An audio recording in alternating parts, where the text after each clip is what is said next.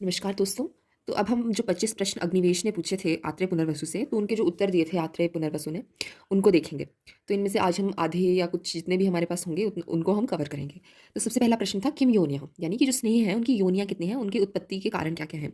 तो स्थावर और जांगम। स्थावर में पता है कि वेजिटेटिव ओरिजिन के और जांगम एनिमल ओरिजिन के जो है। तो जो स्थावर स्नेह की योनियाँ हैं उसमें 18 द्रव्य आते हैं। उसको हम कैसे याद रखेंगे?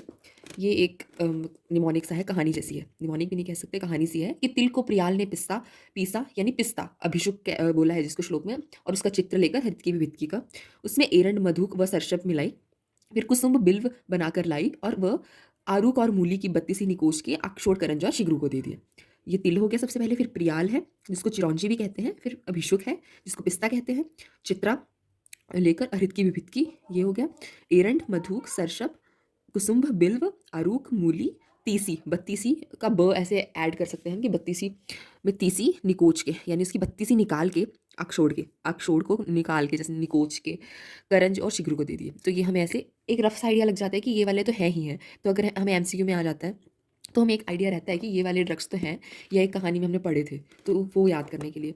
एग्जैक्ट याद करने हैं तब तो याद करने ही पड़ेंगे, बट अगर एमसीक्यू में हमें पता लगाना है कि हाँ ये वाला था या नहीं था, तो हमें ऐसे याद आ जाता है कहानी से।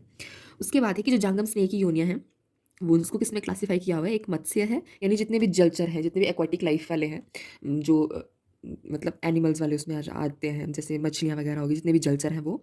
मृग यानी जितने भी एनिमल्स हैं, चौपाए हैं, चार पैरों पे चलने वाले हैं वो। और सपक्षिणः यानी जो पक्षी हैं, यहाँ पे आगे एक्वाटिक लाइफ वाले, जो लैंड वाले हैं और जो उड़ने वाले हैं बर्ड्स हैं वो। इनके जितने भी प्रोडक्ट्स होते हैं, दही दूध घृत मांस वसा मज्जा एग वगैरह हो गया, वो सब यूज़ होता है। उसके बाद जो तेल है उसमें भी मेनली जिनको हम यूज़ करना प्रेफरेबल होते हैं, जैसे तिल तेल सर्वश्रेष्ठ माना गया है।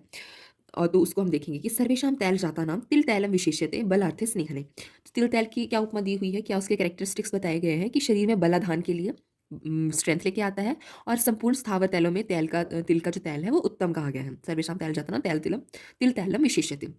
ये इसकी उपमा की है कि सभी जो तैल होते हैं, हमें ये भी बोला जाता है ना बहुत बार कि अगर हमारे पास सिर्फ तैल बोला गया है तो हमने किसको लेना है, तिल तैल को लेना है, क्योंकि ये सर्वश्रेष्ठ है। और इसका काम क्या है कि ये बलाधान करता है, शरीर में स्ट्रेंथ प्रोवाइड करता है।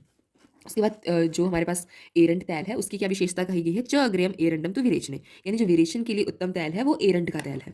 और एरंड के तैल की क्या विशेषता बोली है, कटु उष्णम तैलम एरंडम वात श्लेष्म हरम गुरु क्षाय स्वादु तिक्तः च योजितम पित्त हनत्रणी। यानी कि जो एरंड का तेल है उसके जो रस है कौन सा है उसमें, मेन जो है वो कटु रस का होता है, और क्षाय और स्वादु रस जो है वो इतने मतलब मेन नहीं है उसमें, कटु विशेष रूप से है, और क्षाय और मधुर रस भी होते हैं।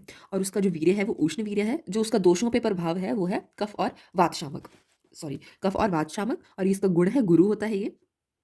और क्षाय तिक्त और मधुर रस भी इसमें होते हैं, जो कि पित्तनाशक के लिए होते हैं, पित्त का नाश करते हैं, और विरेचन के लिए भी यूज़ होते हैं। अब दूसरा प्रश्न जो था हमारा कति स्नेह, सबसे पहले तो हो गया कि किम योनिया, जो स्नेह है उनकी योनिया क्या है, वो उनकी उत्पत्ति कैसे हो रही है। अब है कि स्नेह होते कितने टाइप के हैं, तो चतुर्विध स्नेह जो मेन क्लासिफिकेशन है वो 4 तरह के स्नेह की है। कौन से, घृत तैल वसा मज्जा, ये हमने फर्स्ट चैप्टर में भी देखा था। तो जो घृत होता है वो सबसे उत्तम होता है, क्योंकि ये संस्कारों में से दूसरों के गुणों का अनुवर्तन कर देता है। यानी अगर हम किसी भी द्रव्य में इसको मिलाते हैं तो वो उसमें वृद्धि करता है उसके गुणों में।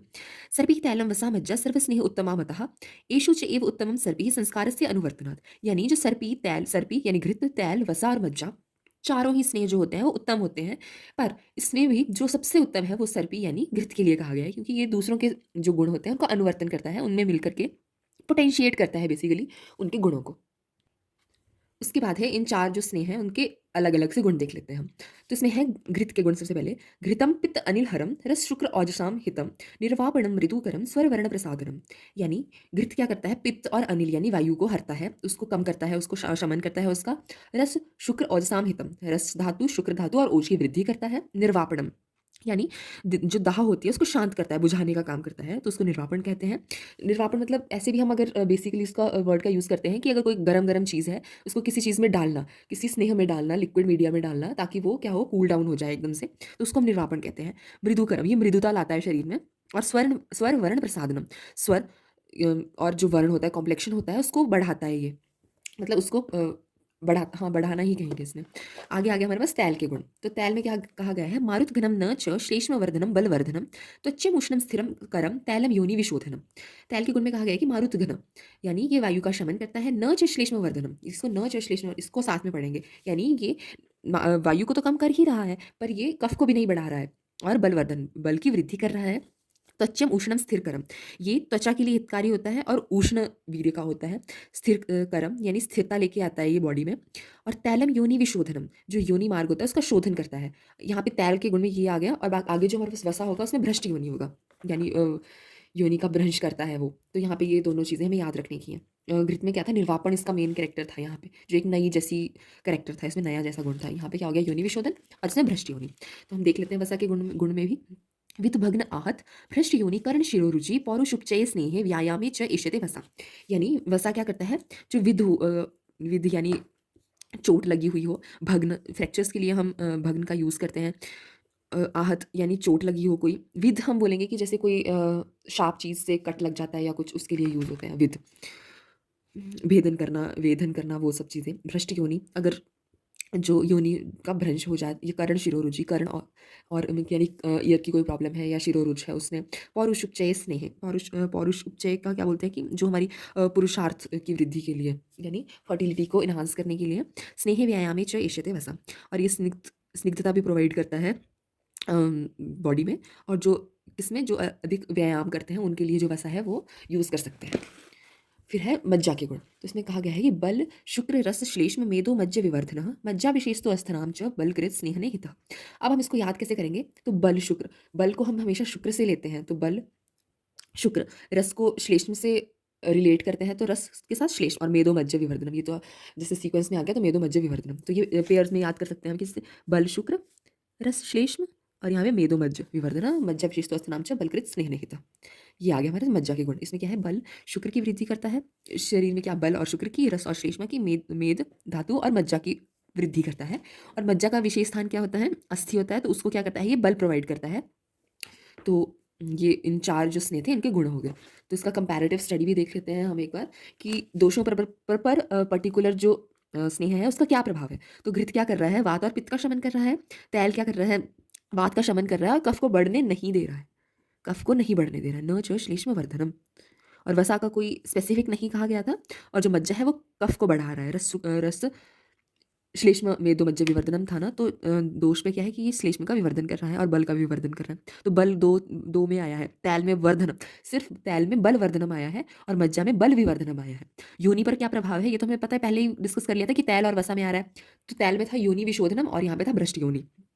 और इसमें क्या था कि प्रमुख कार्य क्या है, जो एक पर्टिकुलर हमने देखा था, तो इसमें था घृत में था निर्वापण, तैल में था योनि विशोधन, वही वाला देखा था हमने। और वसा में क्या था, योनि विशोधन था, और साथ में स्नेह व्यायाम है। स्नेहन किसमें करता है, जो स्नेहन करता है ये शरीर का, और व्यायाम जो व्यायाम करते हैं पुरुष उनके लिए ज़्यादा हितकर है। विशेष तो अस्थनाम, इसमें बोला गया है कि मज्जा जो है विशेष रूप से अस्थियों में स्थित होती है, इसीलिए उसका ज़्यादा उसको स्ट्रेंथ प्रोवाइड करती है, मेनली वो बोला गया है। इसके बाद हम चौथा और पांचवा प्रश्न देखेंगे, काल अनुपाने के कस्य। काल और अनुपान की बात करेंगे, कौन से काल में हमें यूज़ करनी है, कौन सा स्नेह, और उसका अनुपान क्या होना चाहिए। तो सबसे पहले काल के बारे में देख लेते हैं। तो सर्पी सर्दी पातव्यम, यानी कि जो सर्पी है यानी घृत है उसको शरद ऋतु में लेना है। वसा मज्जा च माधवे, वसा और मज्जा को वसंत ऋतु में। जो माधव होता है उसको माधवे हम बोलते हैं, कि जो वैशाख मंथ होता है, माह होता है हमारा, उसको। और उस टाइम कौन सी ऋतु होती है, वसंत ऋतु होती है। ये अप्रैल वाला कहा गया है वैशाख मंथ, तो उसमें वसंत ऋतु होती है। तैलम प्रावृषि, जो तैल है वो प्रावृत ऋतु में, जो वर्षा ऋतु से पहले का होता है और ग्रीष्म ऋतु के बाद का होता है, जहाँ पे बारिशें नहीं हो रही होती है ज़्यादा। मेनली हम इसको वर्षा ऋतु ही ले सकते हैं, तो उसमें तैल का यूज़ करना है। न अति उष्ण शीते स्नेहम पिबेत न रह, यानी कि जब ज़्यादा शीत ऋतु होती है या ज़्यादा उष्ण काल होता है तो उसमें स्नेह का पान नहीं करना चाहिए। उसके बाद है कि स्नेहपान काल दिन तथा रात्रि के अनुसार। ये तो हमने देख लिया कि ऋतु के अनुसार, अब रात्रि और दिन के अनुसार देख लेते हैं कि उष्ण यानी ग्रीष्म ऋतु में हम जब वात और पित्त की प्रधानता होती है वो बड़ा होता है, तो रात्रि में हमने जो स्नेह का सेवन करना है। और शीतकाल में जब कफ की वृद्धि होती है तो हमें दिन में करना है। दिन में भी कब, जब ना बादल हो और एक सनी डे हो, यानी सूरज ठीक हो, यानी तप्त हो, दिन में, दिन का इंडिकेशन तभी दिया गया है।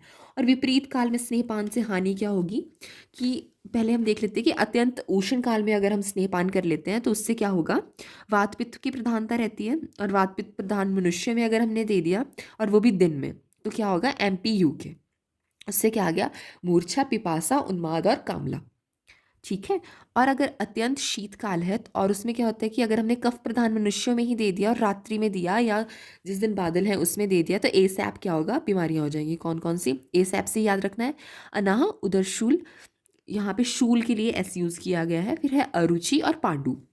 ये हो गया हमारे पास।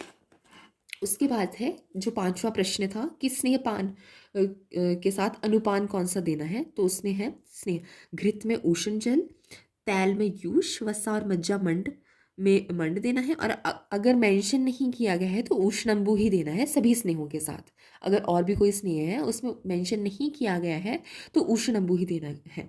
इसका एक श्लोक है जो यहाँ मेंशन नहीं किया है, जलम उष्णम घृतम पेयम यूषः तैले अनुशस्यते वसामज्जस्तु मंडः स्यात् सर्वेषु उष्णम अथम्बुवा। तो वो यहाँ पे इनकॉर्पोरेट कर लेना, वो इंपॉर्टेंट श्लोक है। तो आज हम इतना ही करते हैं। नेक्स्ट जो वीडियो होगी उसमें हम आगे के जो प्रश्न थे उनके उत्तर के बारे में पढ़ेंगे, और इसकी जो